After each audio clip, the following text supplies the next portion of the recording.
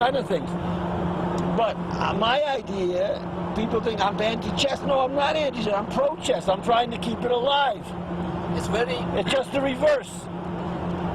I'm not coming up with anything radical at all. I asked two Icelandic grandmasters the other day who was the best chess player ever in the history of chess. And they both said they contemplated, and I asked them, objectively speaking, and they both said Bobby Fischer is the best player ever. Do you agree with that assumption? I want to get back to Fischer random. Don't want to answer this one? Are you the best player ever that ever was? Well, obviously I think so, right? Yeah. I mean, during the match, you beat Taimanov 7-0. You beat Larsen 6-0. Nobody has ever done but first of all, you have to understand something about chess. Of course, I'm better than Morphy. Why am I better than Morphy? I know, I don't say I have more talent than him, I just know much more theory, right? If he came back today and he could not open a book, let's say, right? He would do badly against, even against masters, maybe. That has nothing to do with his talent, though, right? So when you say, I'm better than so, doesn't mean anything. Because of all this theory in chess. Now, if you were to say, am I the most talented player, that's something else. Are you the most talented player? Well, again, I think so. But maybe, that's just my opinion. Morphy was fantastic, Capablanca was fantastic. What about later? World champions, Kasparov? But, as I said, I don't like to delve too much into the old chess. Right. Because I hate it so much. I feel by delving into it, I'm promoting it in some way. I don't want to promote this goddamn game. My only interest in the old chess, I have only one interest.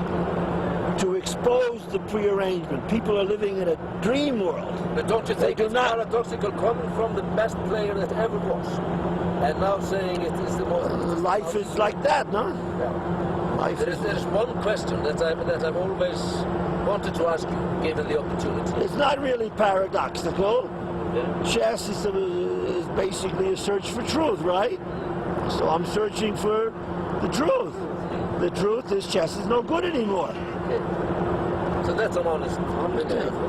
Huh? On the table when you're playing the chess.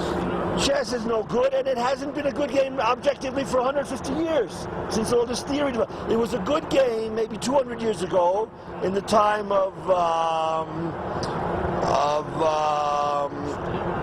who's that guy who developed the pawns theory? What's his name? The Frenchman. So you're saying that already when you became world champion, that already by then it was a bad game? Yes, it was a bad game, but on the other hand, it wasn't as bad as today. No comparison, but it was a bad game. But at the time, I was fired with ambition because to win, and I was willing to overcome all of these idiotic obstacles in the way of that block a talented person from winning. But now, you see, as you get older, right? What do they say? You have to get, what is the point? As you get older, if you don't get better, you have to get smarter, no? Yeah. I'm much smarter now than I was then, Much, much smarter. Now,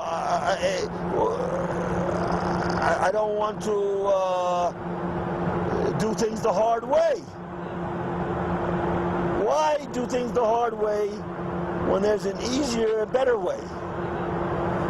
Did you gradually, when you were quoted as a young man as saying... The old chess is you're banging your head against the wall with this theory that you were trying to find some little improvement on move, 18 or 20. It's ridiculous. It gets harder and harder and harder. You need more and more computers. You need more and more people working for you. And less and less talent. Yeah, and less Creative. Yeah, it's ridiculous. Enjoyment, everything. Why? Did you gradually start to hate chess, or did it come suddenly? Oh, that's a good question again. Did I gradually?